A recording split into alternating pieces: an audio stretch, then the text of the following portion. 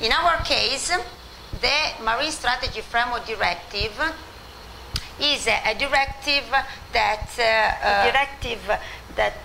entered into force in 2008, and we'll see that a directive more complex. This directive contains the concept of good environmental status, and the concept of good environmental status, as I told you before, is like the same ecosystem approach, contains the meaning of structure, process, functioning of the ecosystem, and human activity.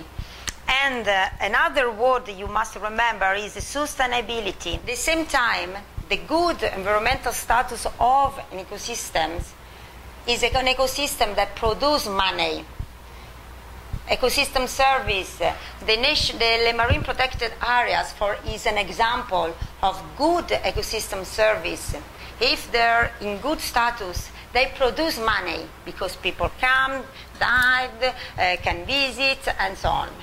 In the same time, so the sustainability is very important because into this directive there is the concept economic and social analysis, because the ecosystem is not something that stays there but has a price. Yes. Directive Europe has divided in 4 marine regions: the Atlantic, Northwest Atlantic, the England, France, Denmark, the Baltic Sea, the Black Sea, and the Mediterranean Sea. So contain the convention, the international convention for all the sea. The Northwest Atlantic has a convention, OSPAR. Baltic has another international marine convention, ELCOM. Mediterranean is the UNEP map.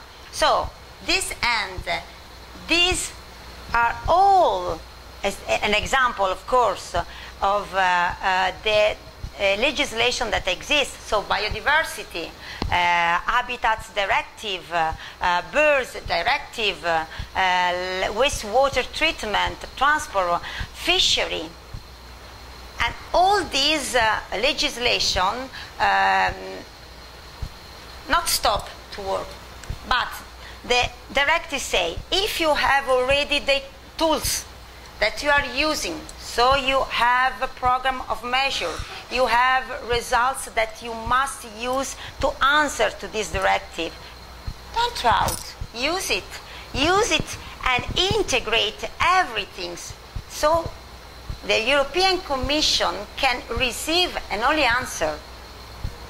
And another important issue of this directive is the spatial scale. Until now, other legislation boundary the scale. We have the spatial scale is very large because we have to assess and we have to consider the area from the coast to that limit, the exclusive economic limit, 200 miles. So you can, which is the time scale to apply this directive. In 2010 was transposed in all member states. In 2012, so now, 2012 is now, all member states must use the existing data that they have and say, okay, my status, current status is good, not good, in which way. They must assess, only taking account the existing data, not new data, what they have. Then they must determine what does it mean good environmental status, because I told you before they must determine in the same way, and then establish the environmental targets. What are the environmental targets? If I have my initial assessment, my current status is there, and I want to arrive to my GIS, good environmental status. Of course, there is a delta here. I must do something in order to achieve my objectives. And this is the environmental target. The environmental target. So we'll see for all descriptors, biodiversity, fishery, non-indigenous species, if I consider that a trend must increase, I don't know, 20%. This is my GIS. I must do something to achieve this objective. In 2014, when I had the first results, I can plan my new monitoring programs. Now all member states are with monitoring programs that is specific. Instead, the European Commission say, okay, which is your status? Where do you want to arrive? Which are your environmental targets? So plan again in another way your monitoring programs. Probably you don't have data offshore for the bentos in the deep waters. So you prepare your monitor programs to do that, to cover this world. In 2016, all member states must plan programs as measure. For example, I don't know, in the treatment with waters because their nutrients are a lot, or I don't know, change the efforts for fishery and so on. And in 2012, we have all decided which is good or not. So 10 years is very, very short time. Do a lot of things all together. Europe contains a lot of member states. So the first year, all member states are checking what kind of data they have, because they must cover all these characteristics, physical and chemical, habitat type, biological, phytoplankton, benthing, fish population, marine mammals, contaminants in sediment biota. They must take in account and know which are the problems for physical damage, litter, underwater noise. So a lot of things. And in this moment, they are collecting all data, and they're trying to connect, and they're to explain this data, what they're saying. In the same time, they must define good environmental status. Who prepared the criteria methodological analysis? What made?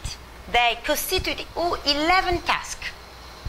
11 task group of experts, and experts coming from all Europe start to work together and elaborate 11 reports. Why 11 reports? Because 11 reports are the 11 number of descriptors that the marine strategy asks to analyze and to assess.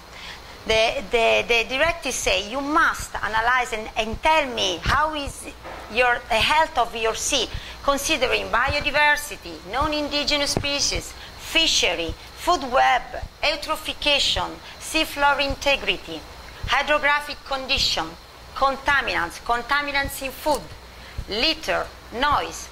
And so what these experts in their group, all experts of biodiversity, all experts of non-indigenous species, spend a lot of time arguing, discussing what can define good environmental status, which are the indicators that can I use, which are the data that can I use, how analyze this data. And this document, these 11 reports, so technical reports, were discussed at the level in the European Commission in a working group where there were member states, stakeholders, and of course the European Commission. So this technical report, you can imagine, spent a lot of days where this technical report was discussed with the policymakers. And it was a very interesting exercise because policymakers understood the importance of some data, of some indicators, how use, in which ways, and so they understood, okay, yes, it's important this, but for example, some member states say, but in my country I can use it because I don't have data, or my country have not this program. And so the researchers change the results. These 11 reports produce one document submitted by the European Commission. That this document submitted by the European Commission is obligatory. So all member states now must use this document.